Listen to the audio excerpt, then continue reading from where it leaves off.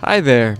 I've come across a request from one of my dear viewers to render the likeness of the feral nobles of the Wyrding Wastes, a motley collection of ex-dukes, counts, and princes, dislanded gentry who await the next succession crisis, violently vying for an inheritance that was never theirs, which I will love to start designing in just a moment. If you haven't seen my content before, this series is a world-building project for a fantasy world ruled by goblins, called Gobberland. It's created by names that viewers leave in the comments section of my videos. From those names, I create a character design as well as some lore around the character, usually in the form of a few paragraphs or of a story tying them all into the same universe. For several years now, I've been building this world on TikTok, but recently I've started making long-form content on YouTube. In order to help me get my footing on here, I would really appreciate it if you could like, subscribe, or maybe even comment a name for another character for a video. The concept of a group of nobility, stripped of their titles, becoming a group of outlaws is really interesting to me, and I knew it would fit in really well with the lore of Gobberland. The thing is, a lot of this lore was built up in my older videos on TikTok, so I figure I should include a bit of Gob history as context for you guys on YouTube. In the future, I anticipate doing a full Gobberland history video as a reference for people to use, perhaps, say, as a subscriber milestone. But this should work for now for all you funny little characters. The defining event that began this era of Gobberland is the rebellion of Hambone the Greater against King Zurkroyd. A former advisor of the king and a well-respected military leader, Hambone found his destiny in the service of the Slouching Queen, a mysterious figure who until the rebellion was unheard of, and whose face has not been seen by mortal eyes even to this day. Rather than taking power for himself following Zurkroyd's deposition, Hambone instead bestowed the crown and throne of Gobberland upon the Slouching Queen. Hambone and any figures in the rebellion have long since passed, their withered forms buried with honor in the broodlands where gobs first pulled themselves from the soil. However, by some unknown force, the Slouching Queen remains in power nearly 3 centuries later, and the land cringes under the strength of her tyrannical grasp and her dark magics. It is just before her ascension to the throne where these nobles find their place. Nobles whose design I'm finally beginning. The main concept I had in my mind with this design was a combination of the fashion of nobility during the reign of the Tudor dynasty in England, and the tactics and lifestyle of nomadic horse cultures that span the Eurasian steppe. A bit of an incongruous combination, but one that ended up fitting together very well. One aspect that I've kept true of this world through all of my designs is that there are no conventional animal mounts used by goblins, such as horses. In past designs I've used goats and antelope, but here I thought it would be fun to have the mounts be elk. English nobles have historically kept several species of deer in large parks as a symbol of status, and I figured it would be fun to have these former nobles of Gobberland do the same but with elk, and in their exile have trained them to be used as mounts. The body armor for these elk, or barding to use the term used for horse armor, is made from tapestries. Tapestries in the medieval era were used as a form of portable mural, but also served a secondary purpose of insulating walls for castles and palaces. As while their stone walls worked well for defensive purposes, they didn't do a great job of insulation. Tapestries, as such, could be decently thick to accommodate more detailed designs in the weaving and to provide better insulation. I imagine that due to this, they might work well in deterring damage from blades and arrows. A rather expensive armor piece, but I think that's a fun concept to play with for this group. For these tapestries, I also included some fun little details, including a small reference to the Fleshsmiths and a large red dragon that might be referencing a certain hated worm that I've made a video about in the past.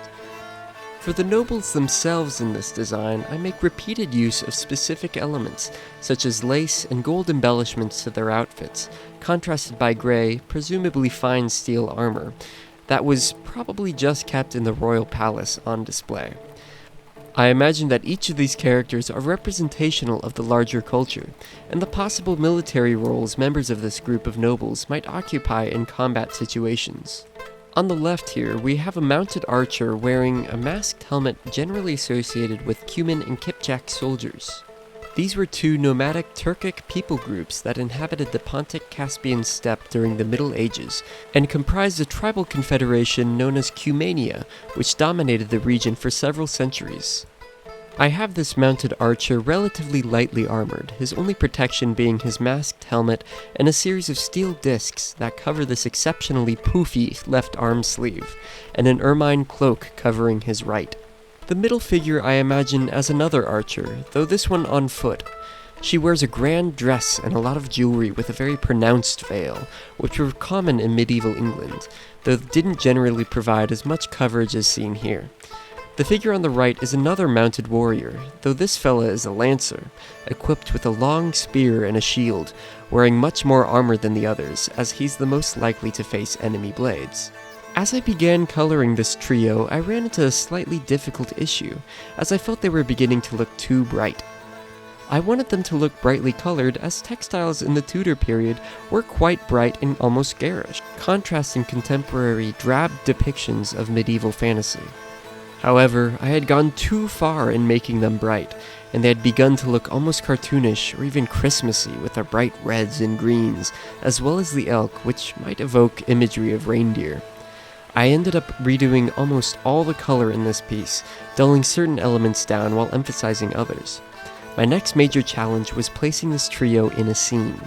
The framing is very much focused on the figures themselves, unlike many traditional landscapes, so I had to build the background around them.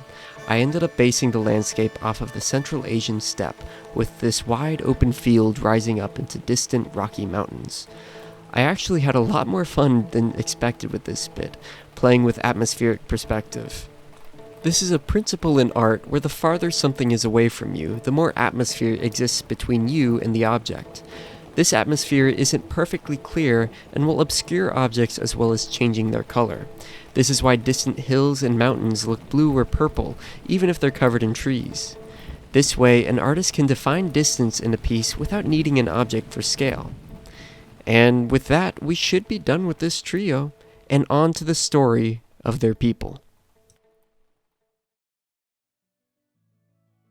The feral nobles, ousted by the hand of Hambone the Greater, following his holy rebellion to establish the rule of the slouching queen, banished to the frigid fields of the Wyrding wastes. The blood and loyal vassals of the slovenly King Zurkroyd, claimants to his wet throne and the kingdom of Gobberland for these past 267 years. While it has been described as a gracious act to permit these nobles their freedom, in truth, it was pure circumstance. The rulers of the land had fled to the great city of Gobberton from the chaos of the countryside, banding together in preparation for the inevitable siege. However, when they bore witness to the great hordes of Hambone's forces approaching, their resolve broke. In the night they fled. Their greed and vanity persisted even in their mortal danger, and they gathered any spare item of any value. Gold by the trunkload, tapestries, fine gilt cloth, even the small herd of elk Zurkroyd kept within his gardens. Only the king, his throne, and his crown remained when the morning came. A deed that has been posthumously described as either an act of utmost bravery or merely the result of a flare-up of Zurkroyd's well-documented gout. Following his swift deposal, the slouching queen had far more to deal with than a mere band of former nobility, and left them to their fate in the vast sparseness of the Wyrding wastes. They proved to be far more resilient than any expected, though, and in the years following their banishment they prepared. They decorated their fine doublets with armored plates, fashioning weaponry out of the highest quality furniture in the kingdom. They bred and trained the elk as mounts for war, outfitting them with heavy barding made from brilliant tapestries considered old even in Zurkroyd's time. They raided along the borders of the slouching queen's growing empire, forging a hard-earned life by the arrow and the spear. Any claim they had on Gobberland is long distant, though their rage towards the Queen remains undiminished. While their vanity once defined themselves, the hardships of the wastes forged them anew, a strong and beautiful people, gilt armaments shimmering under the eternal sky of the steppe, masters of the bow and the elk, a symbol of freedom these past few centuries. It is a shame that they were exterminated only a year past. A way of life, a culture, a people lost. The final vestige of Zurkroyd's reign, crushed at last under the slouching boot of progress. Thanks for watching. If you'd like to support me doing these videos, I'd appreciate it if you could drop a like and a follow. I'm almost to the point where I can monetize this channel. If you'd like to support me more directly, I'd be quite grateful if you could throw me a few bucks on my store or on my Patreon. The links for both will be in the description below. Thank you so much.